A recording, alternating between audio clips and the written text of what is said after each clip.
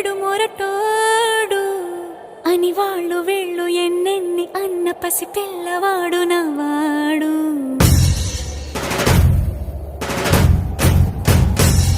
విడు ముండోడు అని ఊరు వాడ అనుకున్న గాని మహారాజు నాకు నవ్వాడు.